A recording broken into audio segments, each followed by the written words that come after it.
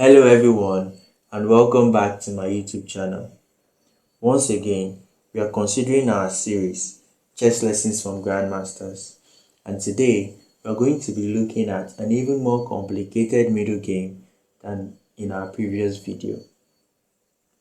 If you can recall, the setup in this episode is similar to the setup we had in our previous video. We had a very strong dark squared bishop that was eyeing the position of the king. And we mentioned in our previous video that this bishop was very strong because the pawns surrounding the king were on light squares, which meant that nothing was protecting the dark squares around the king. And if you can recall, in our previous video, we capitalized on this weakness surrounding the black king by sacrificing the queen. And after the king, we captured the queen, we brought the rook into the action. And when the king retreated back, then we produced a checkmate with the rook.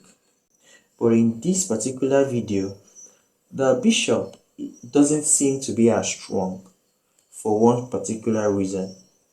It is being blocked by our beloved knight. So we have a problem. We need to remove this knight at a rate where black does not have an opportunity for counterplay. Now, as chess players, we could think of it, yes, we can do this, it's easy. If we can move our knight to a square where it comes with tempo. And what does tempo mean?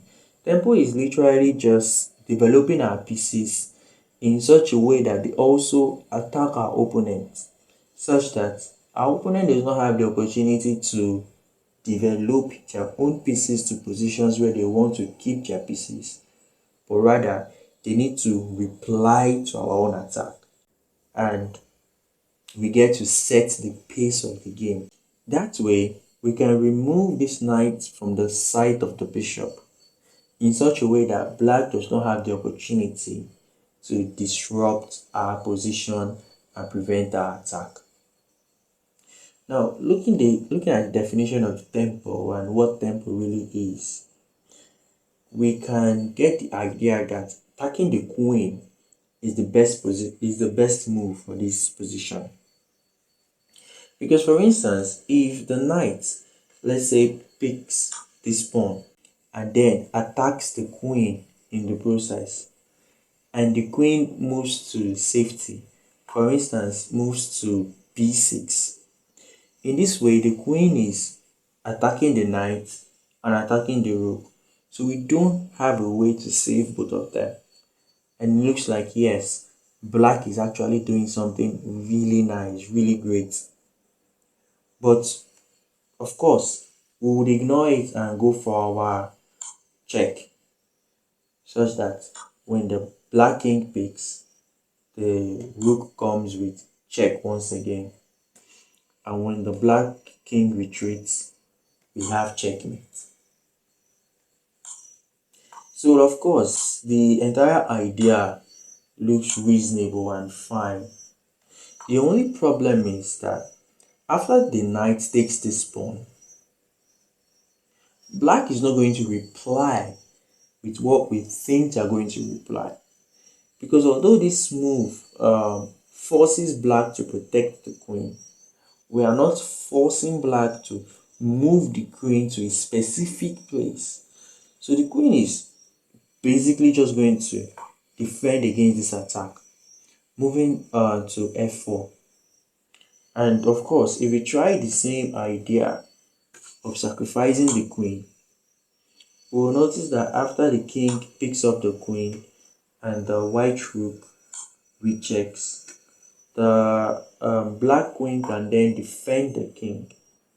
And let's say we capture the queen, the king captured the rook. Look at this position. I mean, white is simply losing.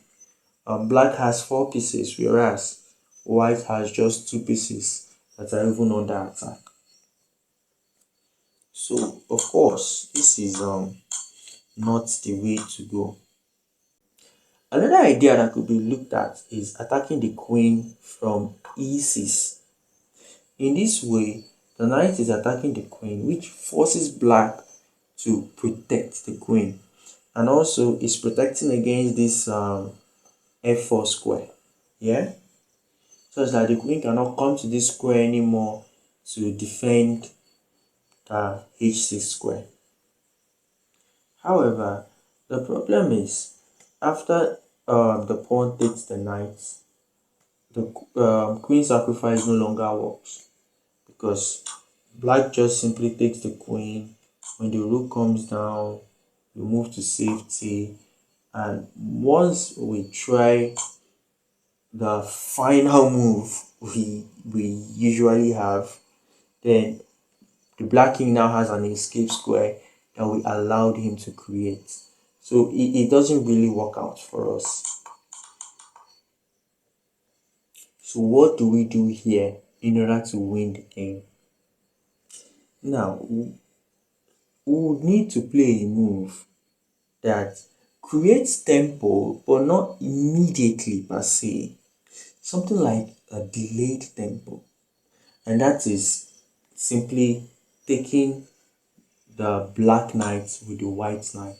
Now, of course, it's possible for us to look at this position and say we take black picks up this um, knight, and now you can see that the black queen is eyeing this g2 square, and if white leaves this position, black is going to end up with a checkmate. However, the problem is that all of black's moves after the sacrifice is forced.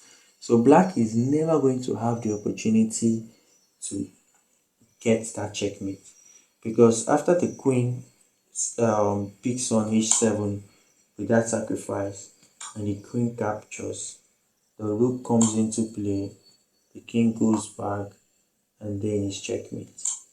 So the fact that we have this queen aligned is going to be very inconsequential at the end of the day. So of course, instead of capturing this knight, we will need to do something else. We would need to defend this position. So as you can recall, the move we used previously to defend the position was moving the queen to f4. However, if we move the queen to f4 right now, simply knight takes bishop and it's checkmate. The knight is attacking the king, and the king cannot move to any other square because this our very powerful bishop is controlling all the dark squares in this diagonal. So as you can see, that is not an option. So we need to move this bishop away from here.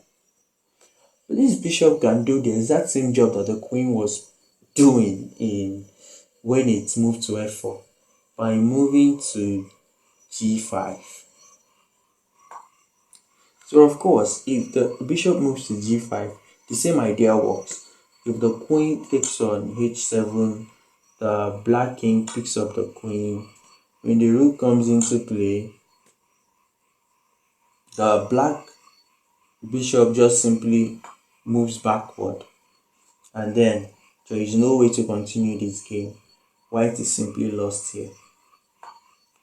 But believe it or not, even though we have brought the bishop here and the white knight is under attack, the rook is under attack, and it looks like black has everything under control, white is actually winning here.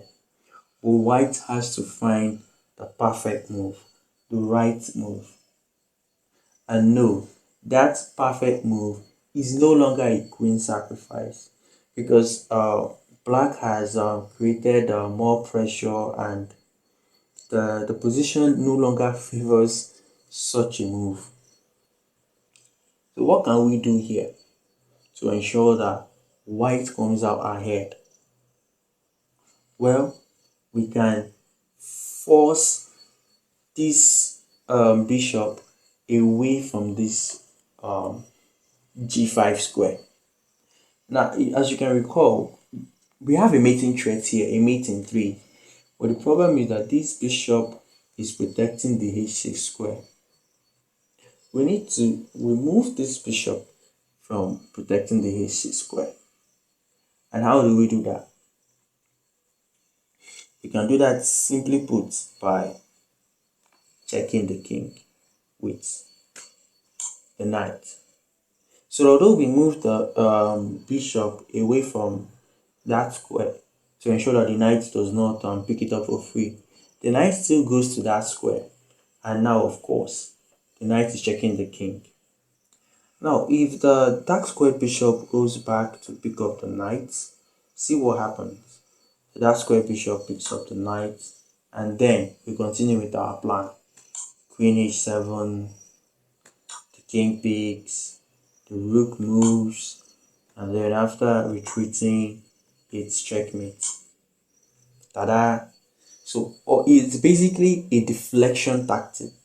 We deflected the bishop from this g5 square back to e7 such that we could be able to execute this checkmate without any defender of this h6 square. However, we face a different problem when black is a good opponent. So if black understands the game of chess, black is simply going to pick up the knight with the queen. Exactly. Pick up the knight with the queen. And this bishop is now still controlling the h6 square. Shows that if we try anything funny, like a sacrifice, the king picks, the rook tries to checkmate, the bishop just still comes back. So of course, that is going to be the final nail in the coffin for that combination. We can no longer try that combination anymore. So what do? We have a queen.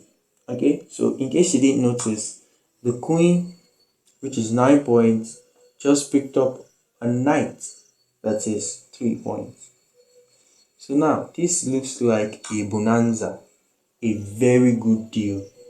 So the rook, which was already under attack, is going to pick up the queen. And after we capture, we have 2 bishops on the same rank. Of course, the bishops cannot protect themselves because they are on opposite colors of the board. So what do? We can move our queen towards this bishop, and at least one of these bishops would fall. So let's say black tries to save the dark squared bishop, white just picks up the light squared bishop. And of course, there is no way black is winning this. A rook and a bishop versus a queen and a bishop. The queen and bishop is always and almost certainly winning. So I hope you enjoyed this position. It's a really nice one. Let's go through the moves once again. So first and foremost, in this position, we need to free up this diagonal for the bishop, so the knight will have to move away with tempo. Now this is actually a delayed tempo because although it's not really forcing anything, black cannot just recapture because it's going to lead to a checkmate. So of course, black is going to protect this h6 square to prevent a checkmate.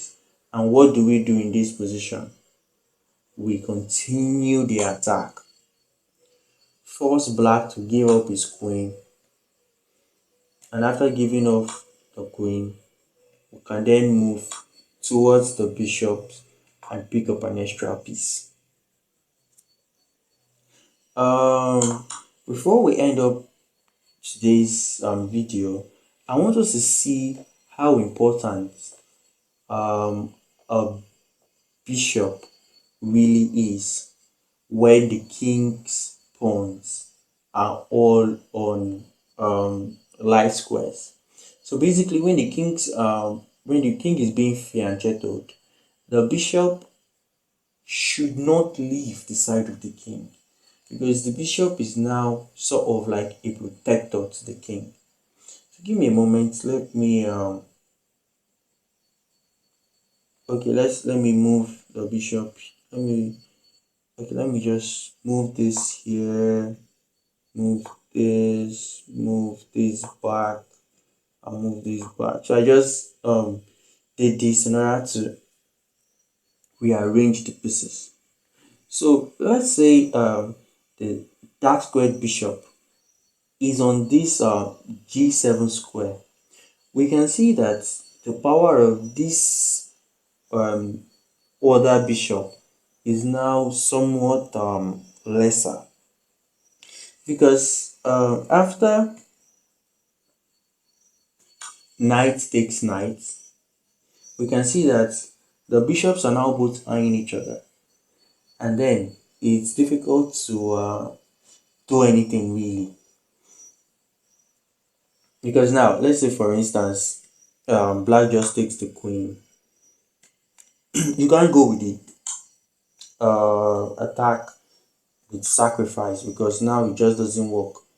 There's a bishop there, and after the king retreats, there is no way to execute a checkmate. Also, in this position, there's also the opportunity for the bishop to pick up to force an exchange, and then there is no way to punish black for pushing his pawns and weakening his king side. Why? Because the fianchetto bishop remains as a protector of the king. So don't forget, when you're fianchettoing your bishop, do not open your king side, put all your pawns on one square. For instance, say that the light square or the dark square, and then develop the bishop at a separate place from that opening around your king. You need to leave the bishop on this diagonal in front of the king. It almost acts like a pawn around your king, and yet it exists as a complete piece that is ready to attack. So the problem with black's position was that there was no bishop on the G7 square. Don't forget, there are easy ways to punish our opponent when they weaken their king sides like this. However, if you are black, remember, if you fianchetto your bishop, always keep your bishop with the king, not developing the bishop elsewhere, but keeping the bishop in front of the king so as to serve to improve the protection of the king. So thank you very much for watching the video. I hope you enjoyed the video. Comment, give me suggestions for improvement so that you can enjoy the video even better as we continue on this series. And I would love to see you next time. Bye.